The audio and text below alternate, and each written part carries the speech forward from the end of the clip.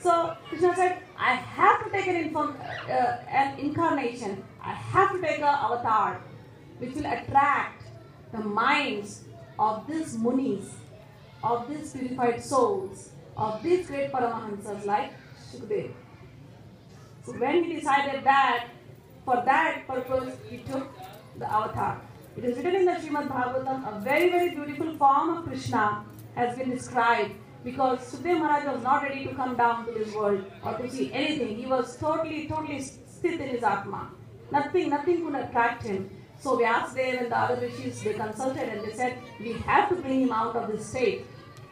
And then Vyasadeva chanted one shloka. Hearing that shloka, Shukdev Maharaj's mind came back. It got attracted to that form of Sri Krishna. And I'm going to sing that. Barha Pidam Natvar Vapuhu Karniyo Karnikaram Vipradvasaha Kanaka Kapisham Vaijayantim Chamalam Randhan Venur Adara Sudaya Purayan Gopavindai Vrindaranyam Swapad Ramanam Pravishad Geet Kirtihi. It's a very, very famous shloka. Some of you might be knowing also. So, this is the form of Sri Krishna that has been described in the Srimad Bhagavatam, hearing which Shukdev Maharaj came out of his transcendental state. And what is the form? It says, Barha Pidam.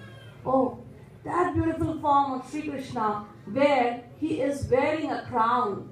Okay, a crown, Barha Pidam, a crown which has a peacock feather. So Krishna is wearing a crown which has a peacock feather, and he has a form. What kind of form? Natvar Vapuhu. Vapuhu means form. What kind of form? Natvar. Nat and Var. Two words make Natvar. Nat means like an actor, like a very, like a hero. Dress up like a hero. So Krishna is dressed up like a hero. And Var means like a groom. So he has dressed up, Krishna has dressed up like a groom or like a hero. Why is he dressed up like a hero? Because the entire Vrajadham, the entire Vrindavan is his stage. And all the gopis there are dying to see him. Okay? So Krishna has dressed up as Natvar, as the most beautiful, most handsome hero. Okay? And he's looking like a handsome groom. So he has dressed up like that for the gopis.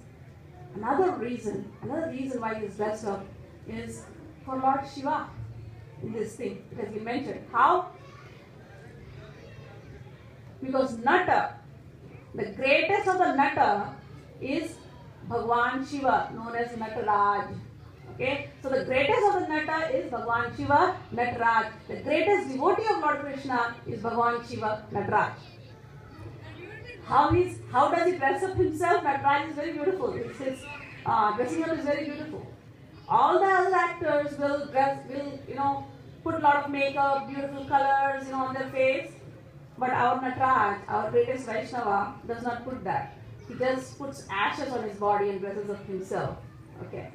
All the other actors, will put maybe nice bracelets in their hand. But our Shiva, he does not do that. He just puts serpents all across. That's how he dresses up, and he's the greatest Vaishnava. All the actors will dress themselves in silky, nice, colorful dresses. But our Shiva, our Nataraj, just puts Vyadha Charma, Gaja Charma, and yet he is Nataraj. He's the greatest devotee of Krishna. All the actors will make nice hairstyles, to look good. But our Nataraj just wears a jata jut. All his jata is there. That's how he dresses up himself. Okay, yet he is the greatest Vaishnava. And all the actors will dance with nice mudras and everything, but our Nataraj just takes his damru, dung, dung, dung, dung, dung, dung, dung, dung, dung, and then it dances Tandava. The most, horrifying dance, so called Tandava, and yet he's called the greatest Vaishnava. So this Shiva, who is dressed up like this, who is ready to do Tandav, through his eyes is burning hot, okay? This Shiva, when he hears that, wow, Lord Krishna has taken such a beautiful form. Oh my God. This Shiva dresses himself as Trilochana Gaurangi Gopi. Okay? And then he wants to enter the Maharas Leela, which Krishna did with the gopis. Okay? And then he is there in the Maharas Leela, and Krishna becomes the Vara for this Shiva, who is dressed up as a gopi. That's why Krishna is also called as Natvar. Nat means Lord Shiva, Var means the groom of Lord Shiva. Natvar. So Natvar. So that form of Shiva is in Vrindavan as Gopeshwar Mahadev. So Natvar Bapu. So Krishna, here they are describing Barha Piram, the one who is having a crown with feather. Natvar Vapuhu, the form of a groom for gopis and Lord Shiva. Karniyoho Karnikan. Karniyoho. Karniyoho means two. He has 2 ears. But he is wearing a flower called Karnikaraha. It's a yellow flower. Kanel ka fool in India, we call it Kanel. Karnikaraha. But only one Karnikaraha. Not 2. Why is he doing that? The saints of Vrindavan, they say, they have all these explanations. They say, Krishna wants to give a signal to the gopis that which direction he is going. So sometimes he puts the flower here, so the gopis know, okay, this direction he will be going. Sometimes he puts the flower here, so the gopis know that this direction is going, so that, they can meet. So this was the reason, saints of Vrindavan give this all these nice things.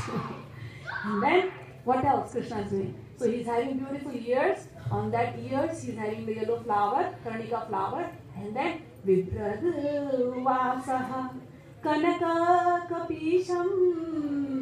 He's wearing beautiful, beautiful yellow, golden yellow pitambar, silken pitambar, which is dazzling, very beautiful. And how are they comparing? Imagine Krishna's beautiful body, very, very, it's like the body of Krishna, the color of, the complexion of Krishna is like the rain-laden clouds. And on that, he's wearing this pitambar.